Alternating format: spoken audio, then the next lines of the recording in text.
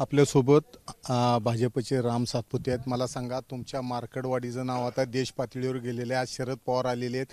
ईव्हीएमच्या विरोधात जे आंदोलन आहे त्यासाठी आता राहुल गांधी येणार आहेत। काय नेमका प्रकार आहे?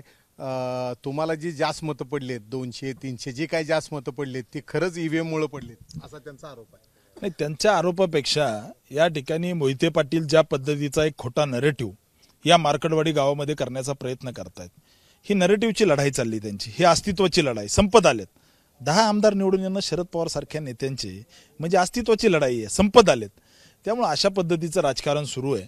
मुळात मार्कडवाडी गाव हे विकासासोबत राहिलं। त्या गावामधील 1003 लोकांनी आम्हाला मतदान केलं, कारण त्या गावात मोहिते पाटलांनी कधी फुटकी कवडी टाकली नाही। त्या गावात मी 21,89,00,000 रुपयाचा निधी दिला, त्यामुळे तिथली जनता आमच्या सोबत राहिली। आणि आज पवार साहेबांना खऱ्या अर्थानं या ठिकाणी साहेबांसारख्या मोठ्या नेत्याला आल्यानंतर जे मोहिते पाटलाच्या गुंडांनी तिथल्या ग्रामस्थाला धमक्या दिल्या, तुमचं हागणं मुतणं बंद करू, ही भाषा झाली। ही पुरोगामी म्हणून घेणाऱ्या पवार साहेबांना हे पटतंय का, हा माझा मुळात प्रश्न आहे। मार्कडवाडी गाव हे पहिल्यापासून मोहिते पाटलाच्या विरोधातलं गाव आहे। उत्तम जानकरला जेव्हा मतं पडले तेव्हा ते मोहिते पाटलाच्या विरोधात होते, आणि आज जे मतं पडले ते मोहिते पाटलाचा विरोध म्हणून तिथल्या लोकांनी आम्हाला मतदान केलंय।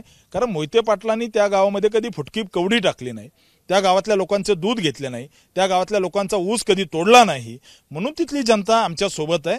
मोहिते पाटलाचा विरोध म्हणून आम्हाला मतदान केलं। मला गेल्या वेळेस का मतं कमी पडले, का तर मी मोहिते पाटलाच्या सोबत होतो। मोहिते पाटील आता माझ्या विरोधात होते म्हणून तिथल्या लोकांनी आम्हाला मतं दिले।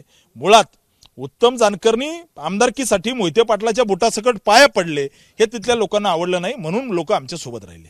उत्तमराव म्हणतायत मी राजीनामा द्यायला तयार आहे, परत एकदा लढाईची तयारी आहे, फक्त शासनाने बॅलेटवर मतदान घेऊन दाखवा। उत्तमरावांनी आधी राजीनामा द्यावा, उत्तमरावांनी राजीनामा द्यावा, आणि त्यांच्यासोबत त्यांचा बोलवता धनी रणजित मोहिते पाटलांनी सुद्धा थोडी जनाची नाही मनाची लाज असेल तर विधान परिषदेचा राजीनामा द्यावा आणि निवडणुकीला सामोरे जायला। उत्तम जानकर ईव्हीएमवर म्हणत असले, ईव्हीएमवर मी तयार आहे। उत्तम जानकर बॅलेटवर त्या ठिकाणी मतदान म्हणले, त्याला मी तयार आहे। उत्तम जानकर तुमची काहीतरी गफलत होतीये, तुमची माझं ऐका, तुमची गफलत होतीये। निवडणुका सरकार घेत नसतं, ईव्हीएम त्या ठिकाणी इलेक्शन कमिशन घेतं। त्यामुळे उत्तम जानकर जर हात वर करून जरी निवडणूक घ्यायचं म्हणले तरी मी तयार आहे। जयंत पाटलांनी आता काय सांगितलं की सरकार जर तयारी दाखवत असेल तरच तुम्ही राजीनामा द्या, बॅलेटवर मतदान घ्यायची नसेल तर तुम्ही देऊ नका। जयंत पाटील थोडक्यात वाचलेत, 5,000 आलेत निवडून, त्यामुळे जयंत पाटलाच्या विषयावर मी बोलणार नाही, मोठे नेते आहेत।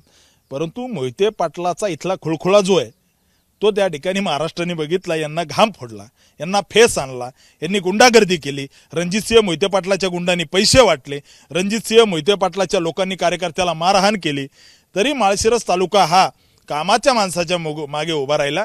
एक खोटा नरेटिव्ह करायचा प्रयत्न रणजितसिंह मोहिते पाटील आणि त्या ठिकाणी त्यांचे गुंड करतायत, त्याला उत्तर माळशिरस तालुक्यातली जनता येत्या काळात देईल। आता राहुल गांधी यायला लागलेत, परत तिथं लॉंग मार्च काढायची चर्चा चालू आहे। मार्कडवाडीतून ईव्हीएम हटाव ही जी मोहीम सुरू झाली ही देशभरापर्यंत चाललेली आहे। नाही, राहुल गांधी येऊ, केजरीवाल येऊ, ममता बॅनर्जी येऊ, कोणी येऊ, आमचे गोपीचंद सुद्धा यायला लागलेत, या सगळ्याला उत्तर ते देतील। कधी येणार? लवकरच आम्ही त्या ठिकाणी जाहीर सभा घेऊ। आज पवारांच्या सभेला रणजितसिंह मोहिते पाटलाच्या कारखान्यातले लोक कामगार आणावं लागले। आज पवार साहेबांच्या त्या ठिकाणच्या सभेला त्या ठिकाणी धैर्यशील मोहिते पाटलाच्या शिवामृत दूध संघातून लोक आणावं लागले।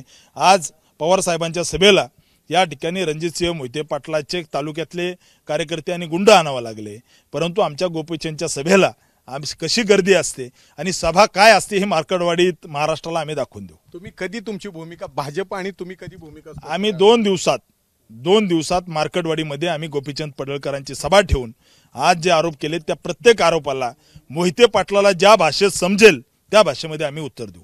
तर हे होते राम सातपुते। येत्या 2 दिवसात गोपीचंद पडळकर यांची सभा तिथं होईल आणि या सभेतून चोख उत्तर या मोहिते पाटील आणि उत्तम जानकर यांना दिलं जाईल असा त्यांचा दावा आहे। कॅमेरामन आयुब कागदीसह सुनील दिवाण, एबीपी माझा, माळशिरस। एबीपी माझा, उघडा डोळे बघा नीट।